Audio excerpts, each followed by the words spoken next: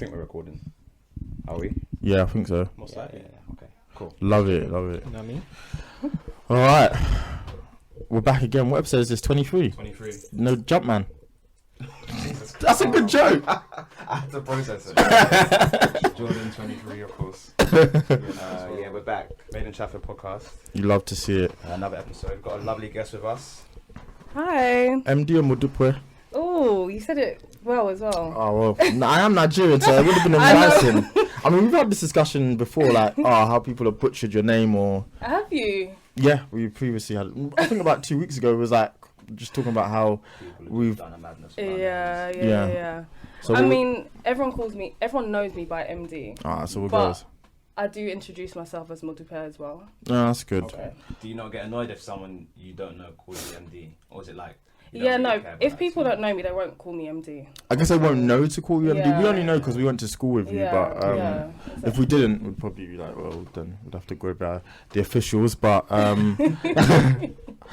great actress. So we're so happy to have you on. So I wanted to speak to an actress for a while. I guess, how did you get into it? Okay, so I've been acting since I was 7 and just went to like drama schools. You know when you do the singing, dancing and acting. So it was just a hobby at first. And then I think I took it seriously after college, like during college, because I went to college, did the A-levels, drama and theatre was one of them, English, media and sociology. And it was after... A-levels was an interesting time. We were discussing that before, like... Yeah, we were. What was the process like for you at the time? Yeah, I loved first year, but I probably loved it because I didn't do much and it was just about socialising and new... I went to Havering. Okay. Yeah, so... Yeah. That's all I need to know. No, Havering was very good back then. Yeah, it did. I mean, it was a good college, but like, it was just known for the socialising aspect. That was a major part of it. I mean, so I went to Havering, and when your year came, yeah, you left. I don't know what happened. No, I was still there. I was still in the second year. Where? I don't know. I don't know. You were some ghost then. I probably was in second year. Bruh. Yeah. Mad. You two in the same building, didn't even know. Nah. But a lot. They took on so many of you guys. Yeah. A lot. There was a lot of us. Yeah. So Was it too many for them, do you think? Yeah. Like, for example, in many. campus, well, now it's called Harris, but in campus there was like 500 students at a time. In Haven Sixth Form, I think there was 2,000. There's no need for that. That's no, absurd. it was a lot. It was. It felt. It was if a it's lot. not 2,000, it's under 2,000. Yeah, it's close. It's mad. Yeah. So it started with college. Yeah, and then so anyway, after college, when I was looking to go to uni, I was like, okay, acting's this is what I want to do. I want to change it from a hobby to a career. And long story short, I got into uni and did performing arts, and it was good. I was lucky at the uni I went to because it was quite a practical uni to do acting. Right. And yeah, it was from uni. I loved it, and I was like, yeah, this is what I want to do. And then, I just got... Was there theatre training in there as well, I'm assuming? In uni? Because I know you do a lot to do with theatre and actual on TV, but I do feel like a lot of our UK actors are better. Because I was discussing this with someone at work and we were just trying to think, like, who's the last good American actor, like, black actor that is from America? And I was thinking, we're taking all their roles. And I was just thinking, is that because... we're theatre trained? Like, you got John Boyega, Letitia Wright. They all went through the theatre route. Do you think that helps, or? It's interesting because it's easy to say that we're taking all their roles, but we're not really. But I understand because it's in our faces. It's high profile. Exactly. Yeah, it's high profile roles. I wouldn't say that our training is better here, because I've got a close friend in America. She's an actor and she's amazing. But yeah, we do. I don't know, because in America as well, they do theatre as well in like New York. Right. But do you know what I mean? Like, It's like more centralised in New York, but other places. Yeah, but other places no. It's not popping. Exactly. Yeah. Whereas here, I guess so. It is theatre based, and then from theatre, you go on to TV. So like Daniel Kaluuya, he was doing theatre for ages, And then it's now that we're seeing his fruits, really. And Wasn't he on Skins as well? Yeah, he was. He was on Black Mirror too. Yeah. I guess it's just a game of like being in the acting game is a lot of waiting for your opportunity and your big break. Yeah. So I guess is that the stage you'd say you're in at the moment? Yeah, and just like I would say, just never stop working. Like just keep going for it and keep. It's the people you know as well, the groups that you mix with, because that's how I've got a lot of my opportunities. To be honest, like I went from uni. From uni, I created a dissertation, and it was a one woman show, and then from that, someone saw it and was like, "We want this to be in this festival." It was a national student drama festival. From there, did it at a theatre. From there, someone said audition for National Youth Theatre. Did National Youth. So it's literally like just I just was doing different things, and people see you and they're like, you should do this, you should do that, and that's how I've got a lot of my work. That's amazing. Obviously through auditioning. How does a one person show like work? Like that's quite like an interesting concept. Yeah, it was about. Well, it was a response on Michael Garner? Wow, I forgot his name. I Can't Breathe. The guy that died when he was... Fruitvale Station? Yeah. Yes. No, not even that one. Oh. Not that one. I think it's Michael. Goodness, if I get it wrong. I know the name. What's it called?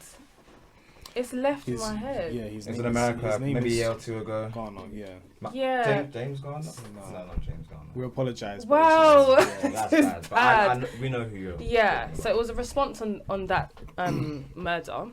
And then I was just talking about black identity as a woman, as a black person. And I at that time, I loved Kendrick Lamar. So I was using some of his lyrics as well, wrote some of my lyrics and mixed it up with him and also Maya Angelou. And it was just a whole like response just on being black. I mean, that's something that must really play into what you do. Like you are a black woman, so I think that would does that naturally seep into what you do? Yeah, it does. But I always say that I don't know. I feel like I'm at a stage now where I don't just want to talk about trauma, black trauma, because I've done a lot of stuff that is showing the black trauma and what we've been through, and of course like that's there, that history is there, but we've also got different aspects of our lives. There is success, there is black success, and there's also excellence as well. Exactly. That's what I want to see more of in cinema. I'm done with the slave films personally. Like after 12 years of Slave, I feel like we should go in a direction whereby we celebrate some of the good stuff we do. I can't remember that film. It's got the lady from I have a different view on that actually. What do you mean? There was I don't know, it was just a quote online, and pretty much they said they did the same thing for the Jewish sort of community.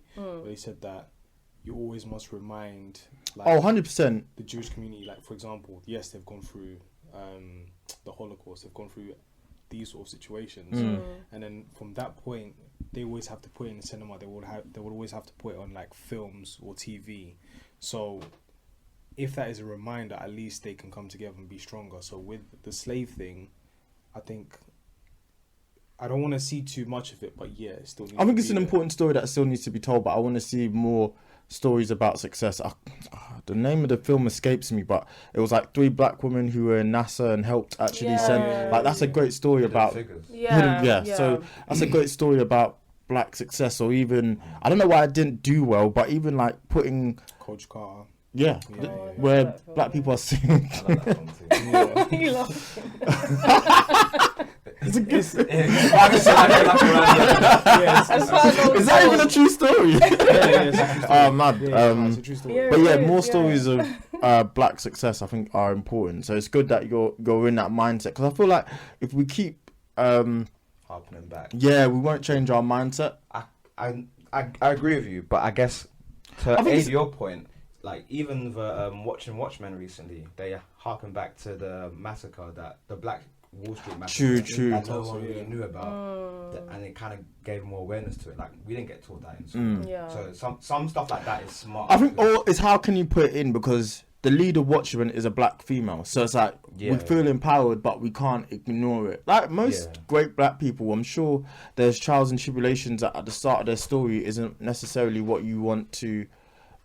It's not pretty, but it's like at the end of the day, do they become the hero? And in Watchmen, for example, she is. That's what happens. Exactly, and I think that's what's important because I need to be careful what I say, but sometimes you can.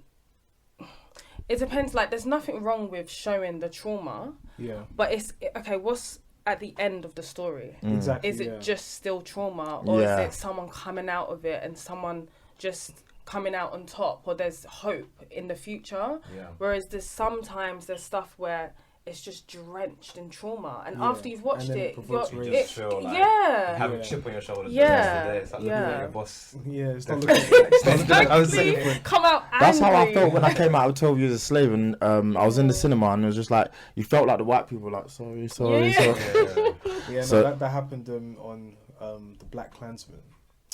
That's a great film, by the way. Listen, bro, I really like that film. That day, she didn't want nothing. Basically, we paid for 2 seats. This was the VIP seats in the cinema. Oh, okay. And then, pretty much. Who have you gone with? This is my boy Gurkhan. So basically, we went in. Cool. We're about to sit down, and I say to the lady, "Excuse me, you're sitting in our chair." She's like, are we? I said, yeah, you're sitting in my chair. Right. Then she gets up, and then all of a sudden, she says, you touched me. I'm like, did I really touch you? No. I'm looking at her, I'm thinking to myself, did I really touch you? Like, where did I touch you? She's like, oh, you don't need to make a fuss. I said, you're making a fuss. Who did I touch you? And then afterwards, the film finished. She just kept silent. She kept moving. But it's just situations like that where it's like, I don't need to be enraged, but...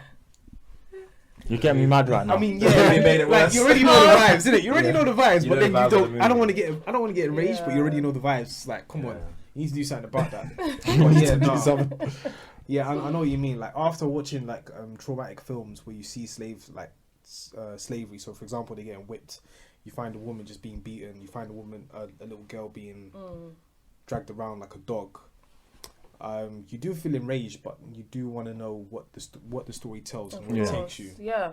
That's very important. So, in terms of like the reminder, it's very important to be reminded, but you need to have that energy for something that could be changed into something great. Exactly. So what would you do on the flip side to do something positive? Like if you had like a role in something, what would you like to highlight as a celebration of being black, or whatever you wanted to do?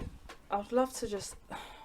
It sounds so boring, but literally just the normal things like love, like friendship, just normal things that white people can have. Because you see it in their films, and it's not a big deal. It's just a normal film. So that's why I love Insecure. Something like Insecure. Yeah. Because it shows. It's important to highlight that we can be regular people, and all those experiences that they have, we have as well, just as much, if in some cases more. I think it's important to see, like, I don't know if I'll watch it, but I think a film like The Photograph is important, highlighting black love, you know, or like you said, Insecure or Atlanta, showing the black experience in not necessarily a negative or that funny brotherhood, the sisterhood, because we have that strongly in our community. So we should show it. Like, even, this is going off topic though, but even like on Love Island, and when you saw Mike and his brothers, saw, like, I loved seeing, it was just so nice, and I just knew that people don't see this of black men. They don't view black men like this. Black men that can cry, black men that love and outwardly love. So that's what I'm about. Yeah, nice. Even like Ant-Man with T.I. and the Hispanic guy. Just two ordinary, of course they've done dirts, but it's the fact that they're just two ordinary guys you could probably relate to someone. Because that's somebody I know. Exactly. That guy is hilarious, but I know that guy from somewhere. And it doesn't even have to be of the same culture. It could just be that guy, I know him, his name's Mark. And that Mark is from freaking Scotland. No, sorry. Just move a bit. Am I leaning too much? Yeah. There you go. Now you're in the frame. Got that pretty face in the frame now. But yeah, no, you've done a lot. So Marcel's Paradise, and it's just you've. What's the one with the wings? Oh, that was Glitter. That was one I did recently. Okay then. Yeah. So yeah, it goes back to that's Thanks for bringing that. But it goes back to you being busy. So just talk a bit about the projects which you've done recently. Okay, so the recent ones have been Glitter. The full name is The Girl with Glitter in Her Eye. And that was a play. And that play has actually been in the works for 2 years. I see. So I've been involved in it for 2 years, in and out. And then I came back on the project, and we performed at this theatre called the Bunker Theatre, which is closing, which is quite sad. But it was a good theatre that had great plays on and that spoke for a lot of diverse people.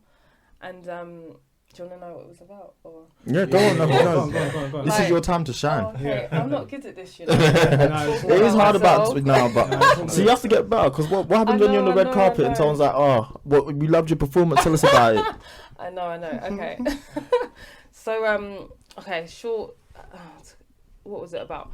So it's about a friendship. One of them is an artist. One of them is an artist, and she was brought up in London, in the estates, and the other girl was brought up in London, but the rich side, but kind of like Kensington when you have. Yeah. Do you know what I mean? It's very close. Yeah, exactly. Yeah. So they're two best friends. One of them has gone through a traumatic experience, sexually traumatic experience, and her best friend didn't know. The best friend that is the artist has this opportunity to put her artwork out, and her best friend the friend tells her about her experience, and the best friend is under pressure with what she's going to paint, and so she uses her friend's experience as inspiration. So the question is, was that the right thing to do? When do you cross the line? When are you taking someone else's voice from them to push your voice out? So that's what it was exploring. And then it was exploring like gentrification. Yeah. Okay. That's it was deep. Exploring, different. That's loads of different. So topics. the girl that had a traumatic experience. Yeah. Is she from the States or? No, she's from the wealthy side. Oh, I see. Okay. And it was the artist that I played, the artist who is from the estate. I see. And she just this is her big break, and she's been told that, and she was actually told that you need to. What's it called? The art director didn't tell her this, but basically saying that you're a black woman, can you kind of paint something a bit more traumatic, really, and just paint something from pain, rather than something that's just pretty. And that's why she was under pressure. Yeah. Okay. And then just at the right time, her best friend told her about her sexual, traumatic experience that she had, and she used that. She did ask her friend, and she gave her permission, but then when it came out, she didn't want her to paint it anymore, and then it was just No, that's what that was about. It's a great plotline. Yeah. So did you produce Marcel's Paradise, or what was that? Not at all. So, gosh, it's so weird you're saying that, because that was so long ago. But that was a friend of mine. He directed it, and I guess he produced it as well. So yeah, I went on to that project as well. And then I did a short film that hasn't really been out yet because it was still going through the festival, called Motswakwa, and that is foreigner in Swahili, I think. And so that was about. I really loved that project. It was about a girl that's in the UK with her dad, but she's an illegal immigrant, and she's trying to stay. What country is she from? We didn't really. Is that ambiguous? Yeah, because I had to do an accent as well. Okay. Funny you mentioned that. I had to do an accent, and so the writer did. The way the writer wanted her to be from Zimbabwe, but my accent wasn't really Zimbabwean, so it was, I don't know. Someone would have to, Is it like those like kind of West accents where it's just you just don't know. The East African accent is completely different to the from South. West, It's completely different to the West. The West, even like for example Ghanaians and Nigerians, like the way they speak very similar, but the way they speak, you just know who's who. Yeah. I would love for you guys to see it. I mean, when it comes out, I'll let you know. Oh, definitely. And then you can tell me what we shall you think. promote. 100%, definitely. Gosh. So what have you got coming up? So what's coming up in the pipeline? I don't know. Literally, like I finished Glitter. I did something else after Glitter as well, which was just a short thing, but it was for a festival, and the lady, why she created this festival was for Black women and South Asian women to just talk about, it was love, sex, identity and ambition. And so I had to perform like 4 monologues just on those topics, really. That's really interesting, South Asian. Yeah. Because a lot of them, they don't get recognition. Exactly. And I know about like the Indian dark skin, light skin situation. Exactly. So to say South Asian is like, okay, cool. Yeah. I hear that. It was good. So yeah, right now I literally do not know. It's literally auditions and back to it, to the drawing board. Just staying busy. Yeah. Like I guess that's an interesting part of being an actress is it difficult those quieter times when you've not necessarily got something or you don't know what's next? Yeah, it is, but it just depends on your mindset. You really have to be strong-minded and just like each year has been different for me. So last year was so quiet for me, but I just took it as, okay, do you know what? This is just I just need to continue preparing and kind of refocus on what I want to do. And then this year it just was boom, boom, boom, straight away.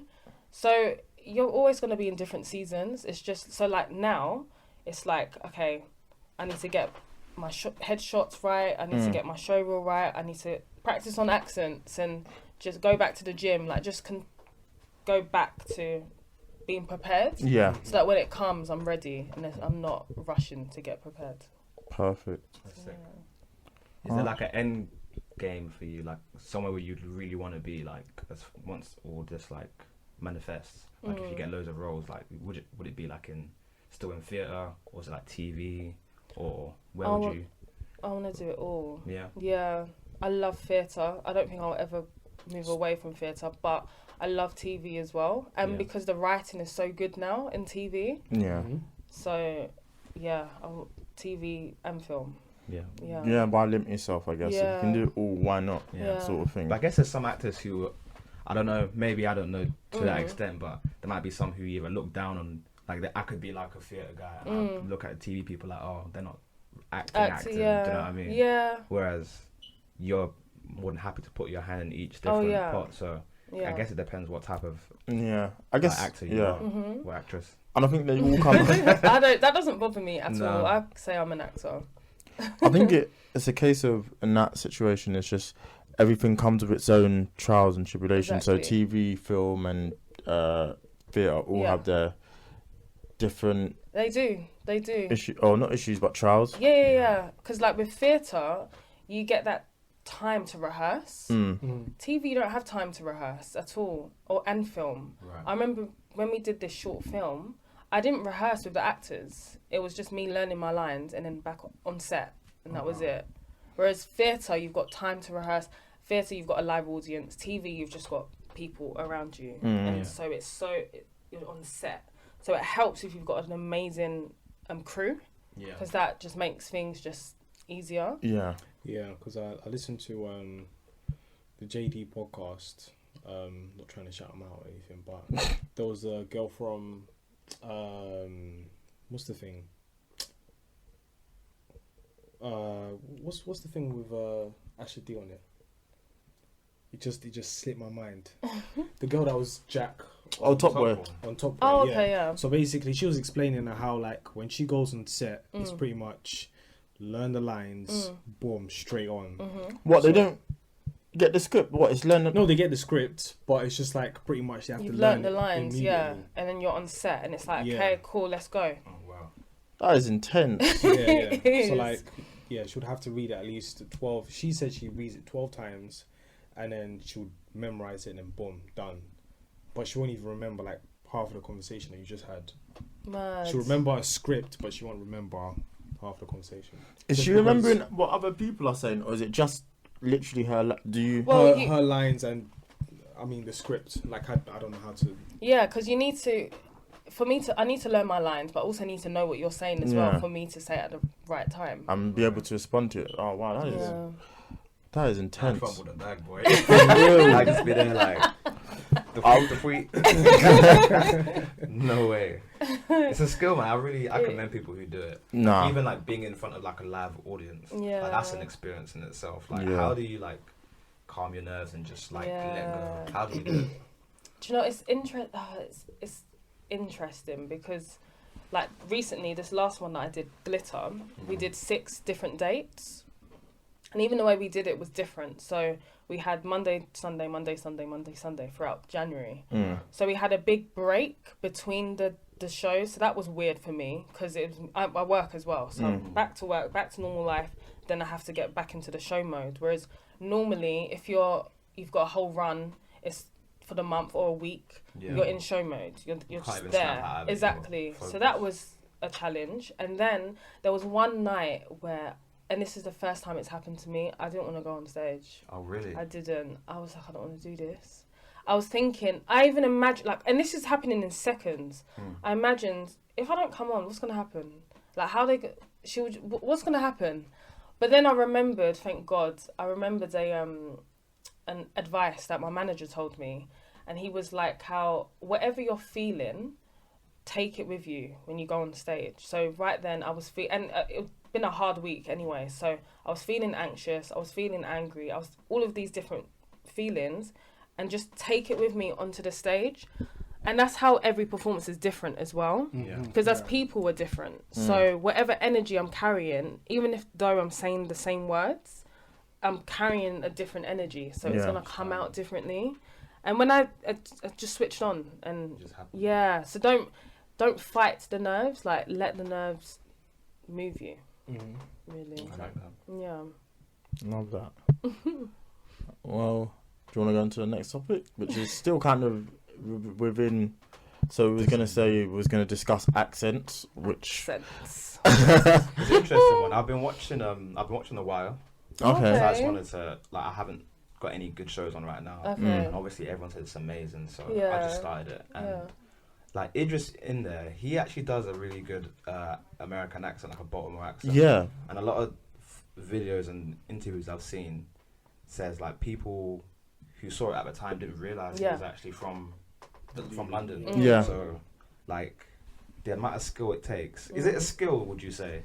Or do you just think it's something that people just either like have to be born with to be able to just talk a different? No, it's a skill. Do you think so? Yeah, I think it's a skill. It's like learning how to play the piano. It's a skill. Like you have an acting coach and the teaching, because it's all about like your tongue and like just you don't realize how much we're doing when we're speaking. So it's just about changing the way you speak. And us Brits, we're lucky. I would say we're lucky because we can easily do the American accent. Yeah. Or if we're not naturally good, then we'll just go to class. We'll get a coach to teach us.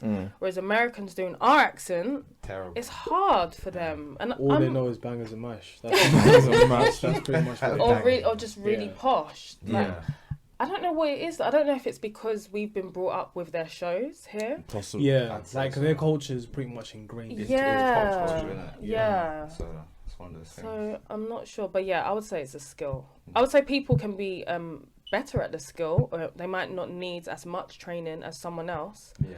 But it's definitely a skill. I mean, that's a really good example because the Baltimore accent is not an easy one to do. Exactly. There's lots that are out there that are just so difficult. So, for example, I was watching Knives Out, and it's got done. Great movie. What's it called? Great movie. Knives Out. So it's got Daniel Craig and loads of different people. Okay. But Daniel Craig's southern accent. Listen, well, it wasn't good. Oh, fantastic. Listen. Well, it wasn't good. Oh, fantastic. Oh, it was. Yeah. Took me by surprise because I didn't think I was gonna like. Well, I didn't not think I was gonna like it, but I thought it would be mid. But it was a good watch. But yeah, Daniel Craig's southern accent just took me out. Like it was so good. I kept having to remind myself, really? This is Daniel Craig. That's good. So that's even the same with what's his name, this guy Christian Bale, when he did Batman. Yeah. He did from Dark Knight Rises, and then pretty much he spoke with American accent, so all the way didn't through. even know until like the next film he was just speaking in the British accent. Yeah. Like, whoa. And he's British, so so for him to be able to, I mean, there's so many great examples. And then also, I guess in terms of acting and stuff, when an accent is bad and it can take you out of the film. I mean, we all laugh and joke, but the power of the Black Panther, Forrest Whitaker, just. Well, did it take you out? Not that it took me out, but it's like it's funny because it is such a bad attempt at No, it. you know what? It's mad because they all, Or the worst, majority of the time they all mimicked, except for Lupita. Of course, she's Kenyan. She's East. Yeah. Like even their accent from Kenyans and Tanzanians is completely different. You know straight away who's who. But her accent is just normal, and then. It's true. Well, it's true to her. Like that's how she grew up. Yeah. And then you hear what's his name, Winston Duke, with like the Western. Yeah, he had like, a Western. Exactly. Yeah. So when you hear the accents, it's really good the way they did it. But with Chadwick Boseman, like you had to switch that up, man. I don't really remember his accent. I don't remember it. Nah. I don't think it was bad. I thought it was a solid attempt at an accent. Like I didn't have an issue. No, with I think his character was completely different from Civil War to Black Panther. Yeah, because his dad died. He was on smoke. Yeah. He was on smoke, true. But I just felt like his character was just a bit. But the accent itself was a bit. Yeah, no, I think it wasn't that bad to me. It didn't take anything away. The worst away. example would probably be Concussion with Will Smith. I like knew that you were was. gonna say that. I was like, bro, what are you doing? Like that. Tell the truth. But I liked the film. Really? Don Cheadle. I did. On I haven't actually seen the movie before. I liked it. Nah, you should hear the accent. What is he trying to do an English accent? Yeah, weren't it? Don Cheadle. Oh. Oceans 11, 12, and 13. Oh, okay. Why did you just get a British actor? I never understood that. See, but then that's like that's the Americans saying, why don't why? Yeah, because we can do your accent and we can do it better than some of you. How could you? That's true. That's right. I think John Boyega is a much better actor than a lot of Americans. Wow. 100%. They're dead, fam. That's why they. Oh my goodness! No, hold on. They're not dead. No. Who you saying? They're not John Boyega from Star Wars. John Boyega's a fantastic actor. I'm not letting anything slide. He's a fantastic actor, but like that accent, he didn't. Actually, to be honest, I'm not even a Star Wars. His American accent in Star Wars is fantastic. That's not. Oh my goodness. That accent did not impress me at all. His accent. Yeah, because it's just a basic American accent. It's just it's not from anywhere. It's just like it's just the sort of American accent you hear when you was watching Disney Channel. Which is what Star Wars wanted. That's not a diss. That's what Star Wars wanted.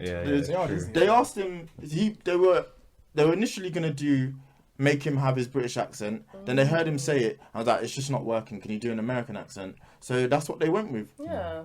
He's a good actor. Oh yeah, no, he is. Yeah, he's a great actor. Could you ask Michael B. Jordan to do a British accent? Curtains. It's not working. Nah, so I'm not. He could do it easy. Nah, I'm not hearing it, man. No, take him to Peckham. He could do it. Nah. Take him to not Peckham. Take him to Croydon. I think our accent's hard to do. It's hard because Americans, it's sing-songy, so we can easily just. Whereas ours is straight. Yeah, quite harsh. And to go from sing-songy to straight, that's and hard. it's not even just that. Is that our country has a lot of accents. I think a good British actor could do a Liverpudlian accent. I just don't see an American actor being able to do a Liverpudlian accent. David Tennant, you will never know he's Scottish. Say what? Yeah. Yeah, he's Scottish. He's a phenomenal actor. Yeah, but because the thing is, he did Doctor Who in the most insane accent, and you just think, he's from round the road, like just from there. Yeah. And next thing you just find out, he's from Scotland. It's like, rah. Yeah. It's mad. So then, like, if you watch Doctor Who and you didn't know he was Scottish, and then you go and watch Jessica Jones, then he single-handedly he carried that season on his back. I don't know if you saw it. Which one? Jessica Jones. It was a Marvel show on Netflix, but that season 1 is one of the best seasons of TV I've ever seen. Yeah. It's just crazy how an actor can carry a season like that. Shouts out to Mike for carrying Love Island on his back. But I guess, is there any accents we don't like? That's a more interesting. Because I know if you don't like. So for me, it's Birmingham and Welsh accent. Oh, I like Welsh accents. Nah, they might get out of it. Yeah. I know the girls Welsh. Sorry. Relax. That apology was swift. That's hilarious. No, I like the Welsh accent. Yeah, it's cool. Really sweet. Yeah. It's you've got to say that. She's going to timestamp that. There's an argument at home. The house is hot. Accents I don't like. I'm not really sure, you know. I know for sure I don't like the Birmingham accent. The Liverpool accent's a bit uneasy on the ears sometimes. Depends who. Do you know what? The older I've gotten, because I like the Liverpudlian accent. I think it's who has the accent. Yeah. Like sometimes I feel like Jamie Carragher, shut up, but probably who he is though, no? I think that is an element of it. Why are you laughing so deep there? No, because I know someone from Liverpool. It's just I know the accent is just it's way out. It's like nah, stop talking. The Manchester accent ain't nice either, you know. Nah. Newcastle accent's a bit. I like the Newcastle accent. Like I can't even try to even do it. It's just proper like. What's some accents for you? To be honest, I like all North accents.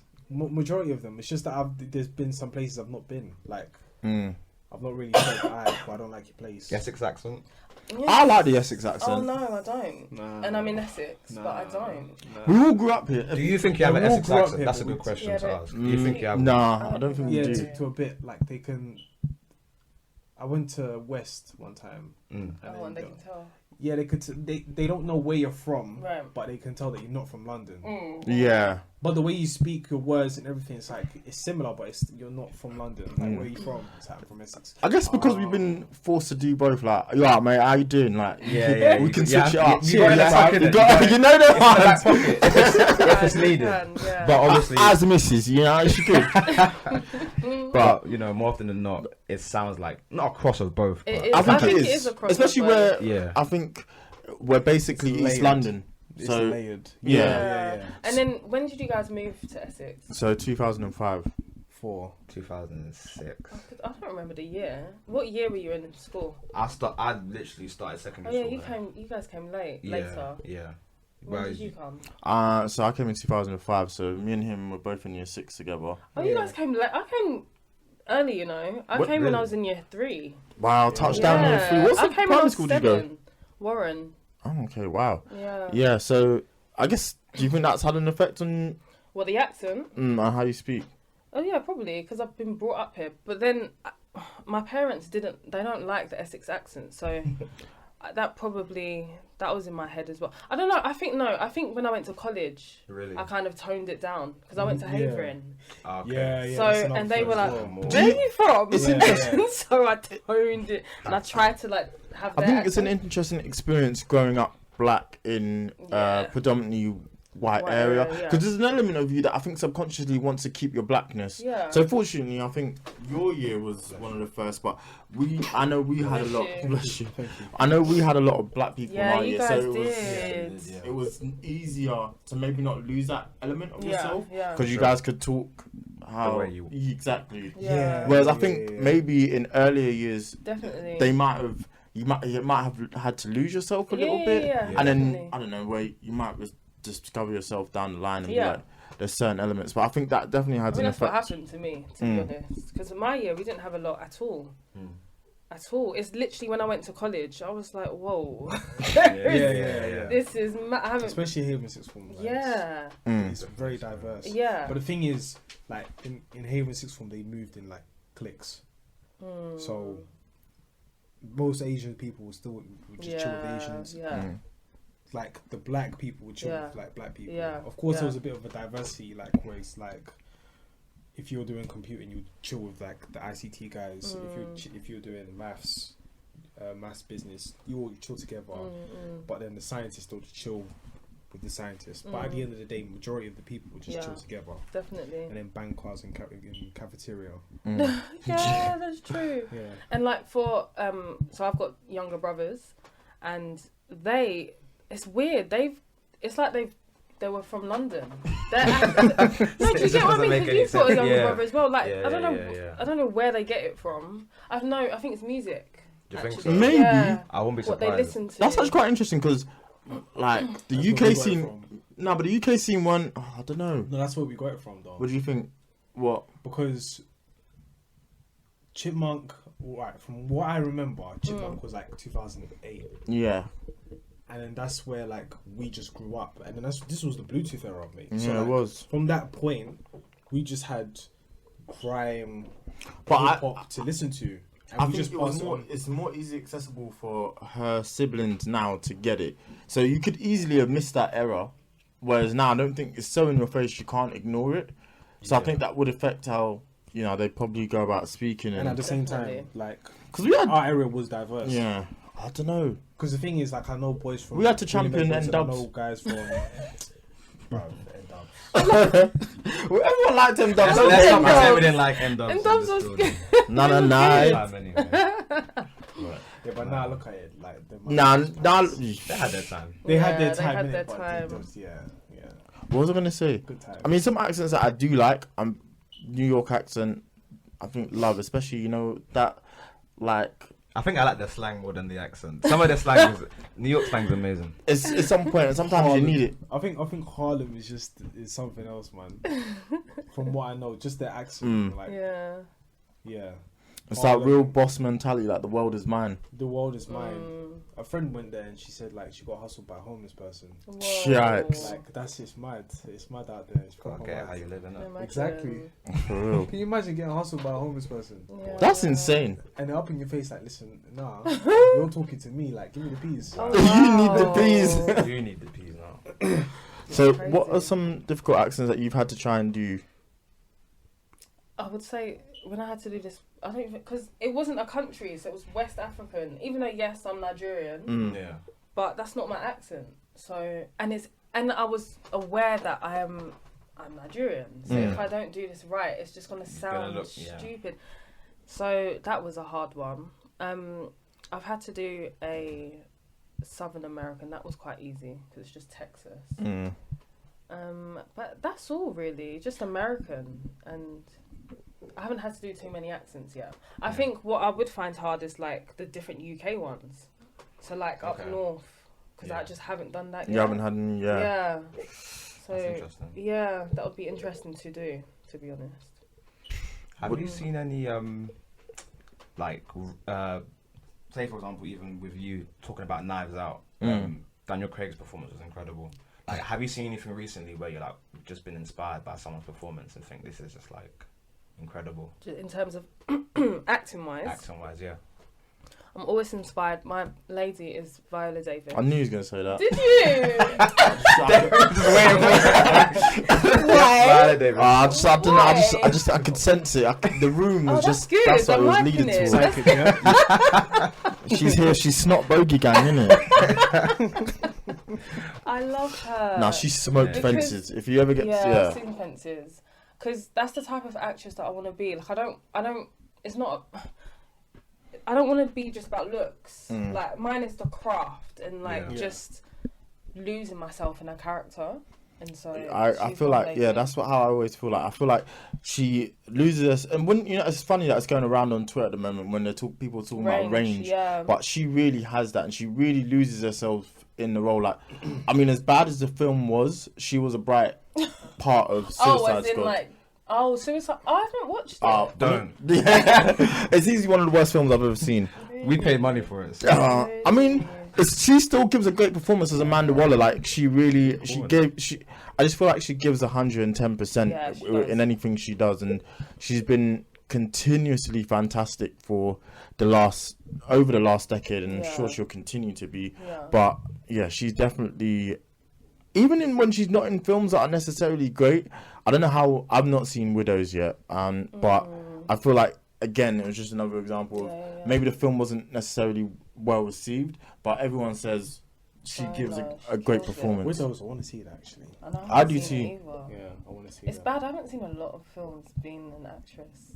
But maybe that's also a good thing, because you don't want to. It's like, I don't know, for example, Kendrick Lamar says when he's in album mode, he doesn't listen to other music, or he doesn't listen to the radio. So you've got to be in your headspace, and you've got to be like, this is the performance I want to give, because you could end up trying to emulate a role, and then it's just not natural. Yeah. But yeah, I think it's interesting you said Viola and that? She's someone that inspires you. Yeah. I mean, that's a good question for everyone. A lot of films have come out recently, or even TV shows that that impressed you. There was. Have you watched? It's quite an old one. This Is England. No, I've not seen it. I've heard of it? But I've not seen it. Yeah, it's a very British. Is that football film. hooliganism? Not even football. It's not football, but I think it's just hooliganism in general. Yeah. And I love. So it was a film, and then they did a series of it on Channel 4, and I love it because it's. I think the genre they would put in is realism. It's just very real, very like you're just watching someone's life. It's not glossy. It's not Hollywood or anything. And I love that type of acting just because of how real it is.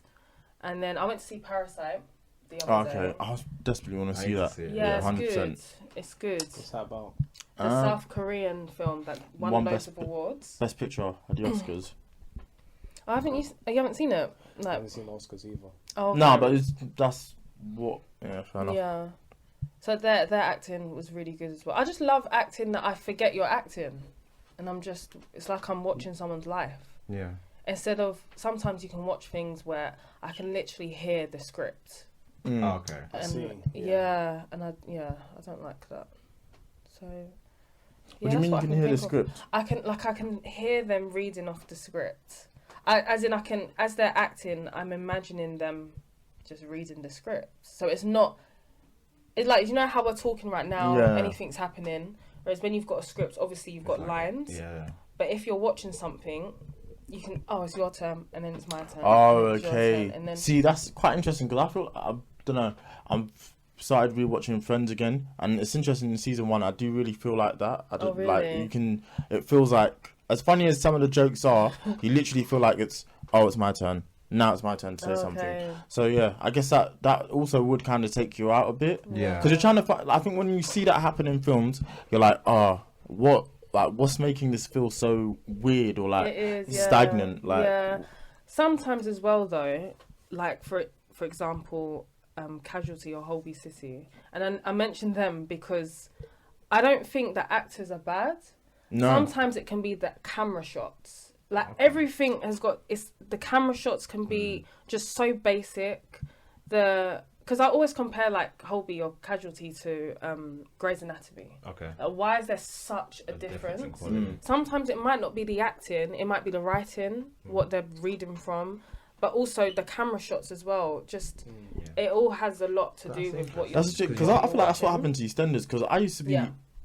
Every day, you know, 7, 8 p.m, Monday to Friday, you'd be there and you'd watch it. And I've just been like I stopped watching it about 7 years ago, but it's like the quality has dipped so much. It's crazy. And it's like, what's happened? But it might even just be stuff like that. Like, the actors haven't necessarily changed. And there's some great actors on EastEnders where you just feel like, what is making this so unwatchable? Yeah. You can still get like incredible actors being parts of awful films. Like it happens all the time. All the time. You know what I mean? So the last time I watched, it was time ago. EastEnders. No, I remember when that girl went to uni, the one with the glasses. What, EastEnders? Yeah, light skin girl. No, yeah, that was Libby. the last. Yeah, Libby. That was the last one. I watched the Christmas one as just like you just always it's just one of those things, isn't it? On in the background, and the man just be whiling. Literally, that's crazy. Someone dies. Every Christmas. But yeah, one of the topics I was gonna ask you about was just the state of like the UK and like how acting has been here. Like, do you feel like there's like a surge in like diversity? Do you think there's a different type of like show coming out, like being compared to just like the Top Boys every single 5 minutes? Do you feel like it's beginning to change, or do you think it's like a stagnant thing where we're just drawn to the same type of show all the time? I think it is beginning to change because I think we're getting more opportunities. So like Top Boy and like Enterprise. I don't know if you know Enterprise. Kaede. Yeah. So happy season 2 on the way.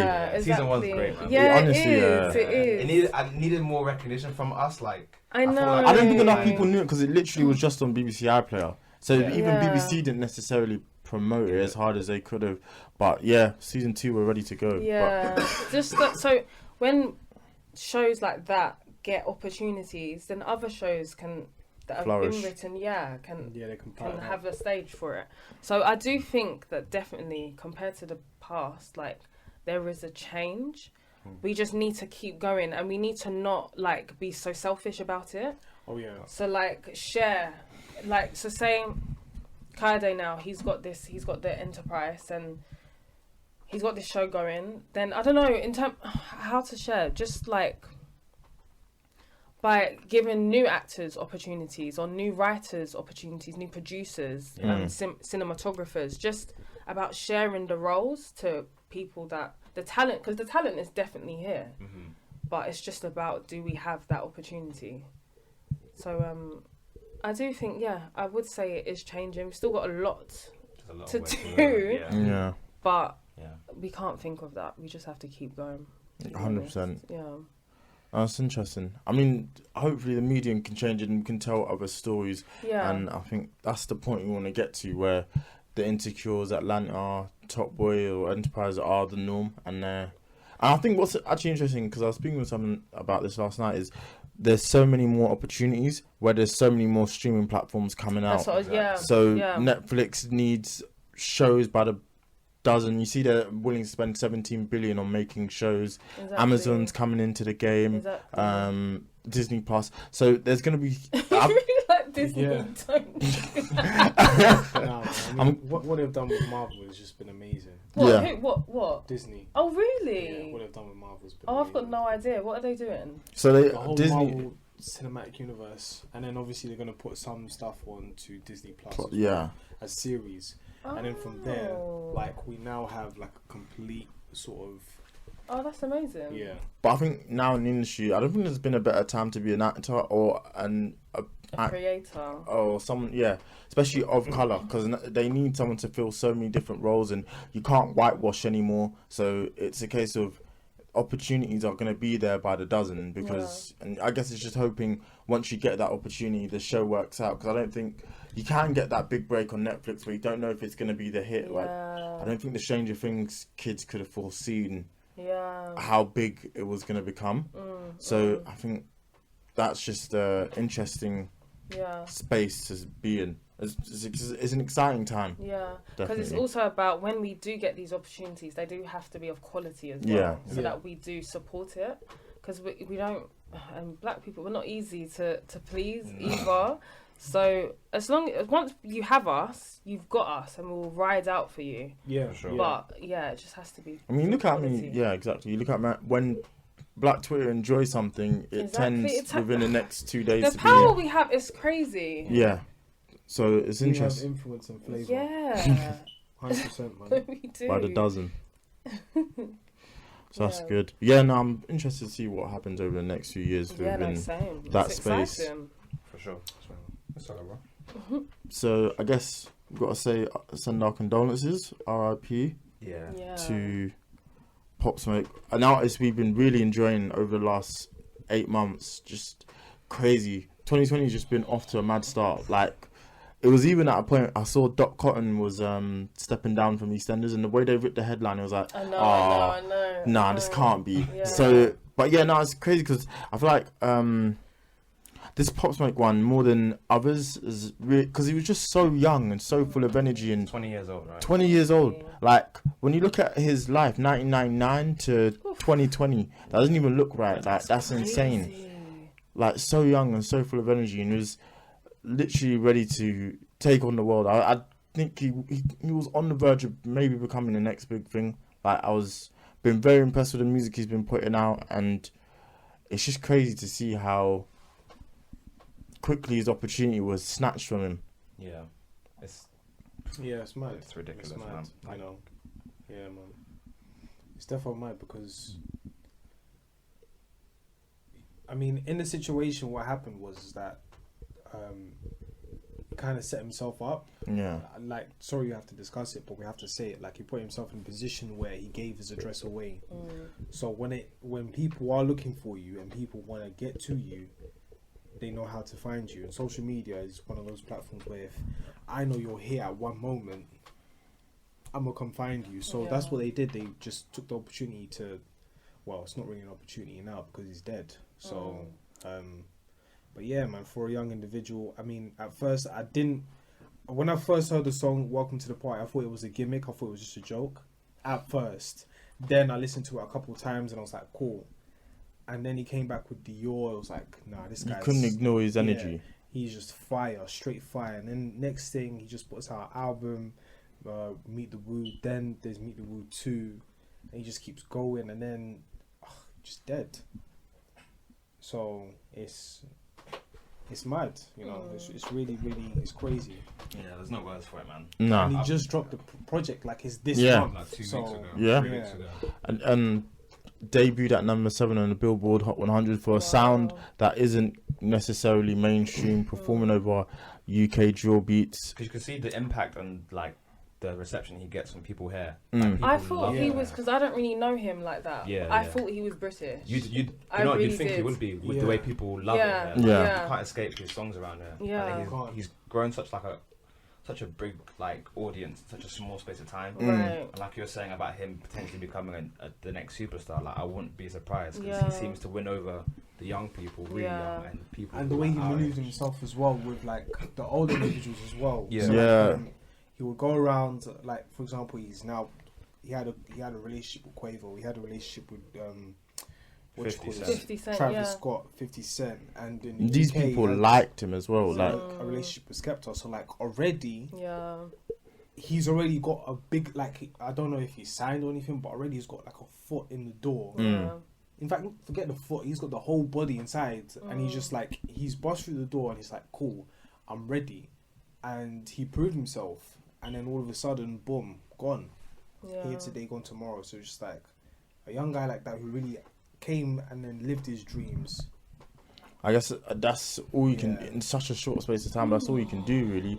But it's just painful that's how he had to Real painful. Man. had to go. Is there a bigger problem here? Is there like an epidemic? Because I feel like a lot of these newer artists in the US, the ones who are beginning to create a bubble, like X, like Pop Smoke, You even look at Juice WRLD. 6ix9ine to some degree, Juice WRLD.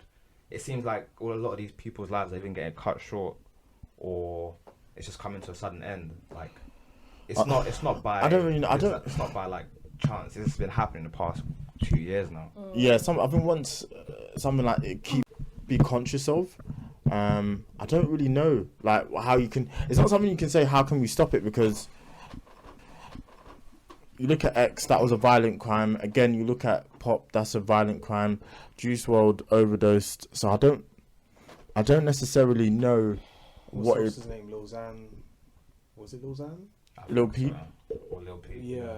Even fucking Mac Miller. And how old was Mac? That was like our age, 26. Yeah. That's insane. Yeah. So There's a problem, man. Unfortunately. we just need to take better care of our artists. Those guys, they died to, you know, of course there's like a depression, especially when you're putting out art. And then you may come to a point where something doesn't inspire you anymore. So like now you have to find something and find a substance. And they go and take a substance and all of a sudden they now have inspiration, they now have imagination. So in terms of that overdose, you know, that's a very touchy subject. But coming back to Pop Smoke, even with Triple X, like they were just chilling. Like they weren't doing anything. They weren't trying to cause any drama, nothing. Same thing with Nipsey Hussle. Like they were just chilling. That's They crazy. weren't doing much. Next thing, shots. That's it. Done. I just want our artists to take better care of themselves because I think again that's the case of be smart. You like when X died, he was one of the biggest artists in the world. You could see by his streaming numbers how solid his fan base was. Like he had People really loved him, man. yeah, People top actually 10 hit on. So you got to move with security at that point. Yeah, Again, they have to accept that their life is different. now. Yeah. They can't be and I don't moving think they around. are because a lot of them are from the streets. It's like, I why do I need know. security? I'm my own security. But you can't have that mindset. Like, Yeah. okay, you just have to. Like, it's the same reason, and just be smarter. Like, you know, we can just discuss it now, and it's all in hindsight. But Pop Smoke put in his address out. There's no two ways about it. it was a mistake. Like, Yeah, of he's course. made himself vulnerable. So I just feel like, again, artists need to be careful. You see why it makes sense as to why the baby got so angry at that hotel worker, or Cardi B was so annoyed at that photographer who put out her dad's address because he doesn't roll with security. So we just have to, our artists just need to move smarter. That's it. Just have security, you know. Don't rely on your boys to necessarily be that security. Yeah. You just have to move smart. Do they know how did he die? And so they broke in and they shot him dead. Just like that. Just like that. They didn't even rob the place. They just came and just found him. Boom. That's it. Because it was described as a robbery, but the Yeah. videos came out and it was just basically a target hit. attack. The target hit because nothing was taken. And this guy was rolling with cash and VVS's, diamonds, everything. Yeah. Yeah, he had 500,000 worth of diamonds in his house. I don't think anything was taken. So but why? That's so senseless, because what is it? It's for clout. They've not come out and said we did it. So I don't. Yeah. It's for clout. Yeah. I mean, some people, they collected scalps back in the day, so you can say, alright, cool, Pop Smoke, I've got his bullet. You could say if you wanted to, but I don't think that's the case. It doesn't make sense. Because now, if you say that, then you're under investigation straight. You get taken in. But yeah, no, It's just unfortunate, man. No, it's real honestly. sad. When I read it, I was just like, are you kidding me? Like, Yeah, again. nah. I couldn't believe it when I saw it. I mean, at this point, it's crazy because now we're at a point like TMZ is fact, like, which is a point I think 10 years ago would never have thought. But once I saw it, I was just like, oh no, I can't be, like, how, you know? And especially, it was more painful because he only tweeted that I think 2 hours before, and People just were not what's that word? Invincible. yeah, Like, I think people, and when they get to that level, they just need, I don't know, they need good people around them to put sense in their heads, because obviously if you get to that point of success, I don't know where he's from either. He's from New York. Okay. Brooklyn, yeah. You're going to have people, we all have enemies that we don't know about anyway. Yeah. So if you get to that point, you're going to have Just enemies, amplifies. and then you're in hip hop, like that genre. It's just, you have to move with more sense, and it's so sad that people has to be the example, different people all the time. And when are they gonna learn? When are we going to learn? But they have to move differently. Like his They last really picture, do. it says, "Listen, you gotta secure the bag." His last picture on his IG story. Yeah, man, it was just him just taking a picture of, like, even like, for example, this picture here. He just took a picture of the scenery of just LA, Yeah. and it's like, yeah, man's made it. Yeah. And next hour, couple hours, boom, you're done. it's painful. Yeah. No, we've lost a real one. Yeah, rest in That's peace a to Pop shame. Smoke. Yeah, For man. real. R.I.P. to Yeah. Pop. Awful news, man. Um, yeah, and then it's just a shame. But I guess, don't know if it's on to a lighter note, but the fight last night, we've got our boxing correspondent.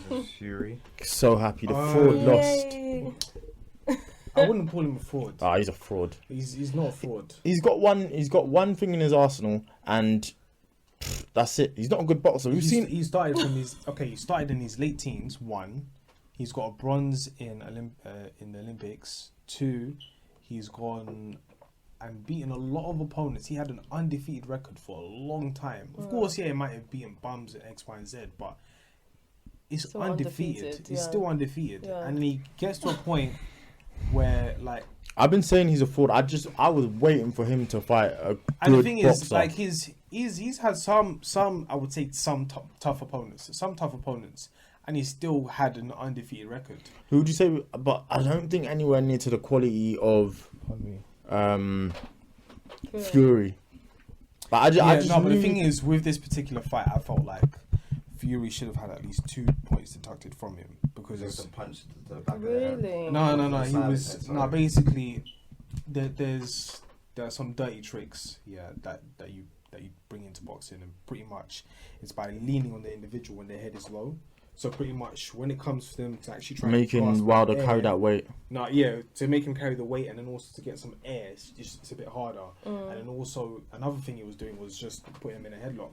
sometimes. Yeah. So he did that several times in the match, and it was like, come on, bro. He wanted to be more aggressive with this fight, though. Because Yeah, on the 100%. first fight, he was, kind of just playing a dance. Yeah. But he put on weight specifically for that case to make himself a harder target. Exactly. And a bit more for Wilder to deal with. And as it's proven, it was far more than he thought he could deal with. Yeah, but if you take that part away from it, like him putting him in a headlock, he still dominated the fight. He still played. 100. Listen, Fury won. There's no illegal headshots or anything. He still won. And technically speaking, he won for the previous fight. The only thing is like the scoring cards were a bit. Like this one, he. I was surprised it went 7 rounds. 7 rounds. I was surprised it went on that long because I was like looking at Wilder in the 5th, like, hey, yo. Cut the cameras. Dead ass. Dead ass. Because his face was battered and bruised, and it was like, yo. He was tired. He was really, really tired. He couldn't carry himself, man. You knew, like, his team was gonna throw in the towel. I think the they ref did. that had to call it. Yeah. It's interesting, man. Like I'm not gonna be the "I told you so" guy, but in my head, like I was looking at people's reactions to like. Or build up to the fight, and I'm just thinking in the back of my head, especially when I found out he was putting on weight, I was thinking, oh no, he might win. I knew he was gonna win. I've been saying this, but Wilder is a fraud, in my opinion. It's hard to say he's a fraud because he's that guy in school that's got one bang, and then it was like, oh, but nah. if he gets that bang, it's if he lands that bang, then the fight, the fight is done. That's 9 times out of 10. That's such a dangerous way to be a boxer because I just feel like it's high risk. Yeah, high stakes. The thing is, on the previous fight for Luis Ortiz, that's the best example of it. Exactly. It could have gone left. Yeah, so it really could have times. gone left. Like Luis Ortiz was dominating the fight. Same way, well, not the same way as this one, but he was dominating the fight. Hit him in with the jab, making sure he got him at least with some hooks here and there. Next thing, Deontay Wilder just bang, that's it, boom, on the floor. He ain't coming back up. Wow. He's not coming back up. So with this one, I think he wanted to rely on this one. To do that, yeah. He just wanted to rely on the. What you think he was going with that mindset? What do you think Wilder's mindset was? It's worked for him for this whole entire that whole undefeated record, mate. That's embarrassing. No, it's worked for him for this whole entire. You are not a boxer. It's embarrassing because he has fought him already, and that's the only draw he's had. So surely at the back of his head, he must think switch it up he's going to do something different, which he did. And it's a bit like the AJ fight. Like he went to fight, what's the name of the guy? Ruiz. And his second fight, he didn't stand still. He kept moving. We've never seen AJ like this. The thing about being the best fighter is not necessarily being the strongest, but sometimes being learning the from your smartest. learning from your experience. Whereas this one, not smart. No, Tyson Fury just wanted to be the hardest, man. Quite literally, the way he bullied him. Listen, some of them punches were landing. A bit unnecessary, but he was still banging him in the head, still banging him in the face, cutting him up. Wow. Like slicing him and then mixing. Wilder, you can easily want to do that to him. His mouth is too much. No, he's brought it upon himself. It's true. Yeah. You would want to just you would to him. Yeah. But I think it was the right result, the best result for boxing that could have happened. Get that fraud out of here, man. Now. It's got to be it's Fury versus Joshua, and I hope he doesn't duck the smoke. Not really. They're contracted for a third fight. Yeah. What? Yeah. Nah, get out of here, man. I don't think they'll do it though. There is a rematch clause. Yeah, so there's a rematch. It's a bit like the Ruiz and Joshua, and they're contracted for a third fight, but they don't have to do it. Fuck out of here, man. They don't have to do it. I don't think they will. They don't. Ruiz is not going to do it. His anti-Joshua's cool, innit? If he's not going to do it. Yeah, he's not going to do it. There's no real gain from doing it. And I think Deontay Wilder, he's been embarrassed. Like, with the first fight, a lot of people said that Tyson Fury won. The second fight, we obviously know it was clear. again. Yeah. So this time, it's like, if I want to trigger it, then I can, but I don't think people want to see it. Do you think we'll see Wilder v Joshua before we see Wilder v Fury? Yes. Do you think so? Because he'll go after Joshua's belt, but Joshua's gonna destroy him as well. He needs to be careful, man. Just sit down. What's his name? He told Boxer to sit down. He has to fight Fury next, right? Is it? Yeah, he would have to fight Fury. He would have to fight Fury next. But if Dylan White knocks out Fury, do you know how interesting it would be? Because no one will have. Yo, I was thinking about this. Yeah, the other day. You think Dylan White would do that? He's gotten better. He's a good boxer. He's gotten better. When we watched him during the Joshua fight, everyone was like, "Get this bum out of here." He took it to Joshua. I mean, he tried. It was a tough fight, But but I felt like that was Joshua's first tough fight. Like I was impressed what I saw by Dillian Whyte. I just don't think he was at the level. He just didn't have enough in him. To take on Joshua. He looks good now. Yeah, for real, he looks really good. He looks really good. It makes it more interesting when people don't have unbeaten records, because it's just like it kind of like hangs at the back of your head. And all the great heavyweights, Mayweather's not heavyweight, but all the great boxers have a loss. Yeah, so they have a loss. You know what I'm saying? Like all the top ones have a loss, except for Tyson Fury. Tyson Fury has a tie, but it's going to be really interesting because if Tyson Fury versus Dillian Whyte, and then Dillian Whyte wins, now it's going to be AJ versus Dillian Whyte for the third time, the second time for a professional fight, but the third time. And this one's like real. Like, let's really sort this out, iron it out right now. So, what, Fury versus Dillian? Yeah. No, sorry. Dillian versus Joshua. Yeah. Oh, okay. It'll be like a really interesting fight because that's real. The fight I want to see is Fury versus Joshua. And Fury called out Joshua. Do you see his mouth guard was Nigeria? Yeah, was that... He's cheeky, man. Why did he do that? He just did it on purpose, just for the bounce. He's calling him out. I love it. I love that energy. I'm not gonna lie. And he won, and then he decided to sing straight after the thing. He was enjoying himself. This guy, he's a special dude. Nah, he's with the smoke. Yeah. I like him, man. I like him, and he got that bum out of here. Like him at this point, like he's get Wilder out of here, man. That's hashtag get Wilder out of here. He will not be forgotten. I would like to see Wilder AJ though. I think that'll be a fun fight. No, I think the first fight will be Dillian and Wilder. Because Wilder's been talking smack, and if Dillian can go and fight Wilder, then that means he will have to be mandatory for a WBC belt. Okay. And then at that point, it's Joshua versus Fury if that fight is going on at the current moment. And then we have something very interesting for 2021. Okay, well, boxing is in a very good space. That was a good, and I was happy because I was a bit worried that fight might be boring or not as interesting, but that was a good fight. I was entertained. When both gained weight, I don't think it was going to be boring at all. Definitely not, especially with Fury, because he lost all that weight. Do you know what I'm saying? Yeah. He trimmed himself down, and he's like, "Oh, I'm back on again." It's like that's strange, and it's clearly paid off. So shouts to Fury, man. For real. Yeah, I guess I think that's it. All topics covered. Thank you for coming on. You was a great guest. Great actually, I got one more topic though. Go for it. Since you're a very proud black woman, and you grow up, you decide to have kids and so on and so forth. Yeah. How would you feel if your son came up to you and said, "I'm a daughter"? Oh, don't ask me that question. Is this camera on me? No, this is a real situation because this is what happened with D Wade, Dwayne Wade, Oh my NBA. goodness. How would you feel? We're gonna edit it out. Don't worry.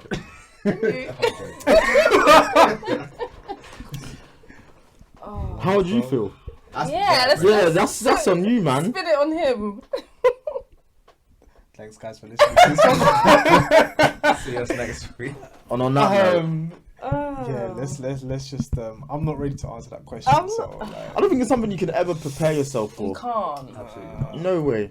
That's his kid. I like that he's taking the approach of you can't not love your child. Him. So I don't really know what do you do? You can't just. Yeah, you can't. Yeah, it's a 12-year-old as well. Of course not. Yeah, it's from your lineage. What you can't. Be like, supporting him. It's one of them things. There's nothing. Listen, man. This is not the topic. We're still PG. Till we get the bag. Once we get the bag, we're saying whatever we want. We're gonna let the thing fly. Oh God! Once I've got the bag, I've got the bag. You got it. Facts. How I would answer that I would pray for guidance. That's all you can do. You can't fathom that. I don't think it's not an experience most parents go through. To drop a bomb. Listen, he's trying to get the pod. We're just getting started. Like, on a nice roll, people are coming up to me like, "Yo, the pod. I see what you might are doing.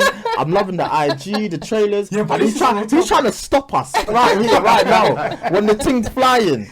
I'm not that bad. I'm not Satan, bro. Like, what are you on about? Listen, we're one of the most influential podcasts in the UK, and you're trying to stop it. Trying to stop. When we get the bag, I don't care. Do what you want. Say what you want.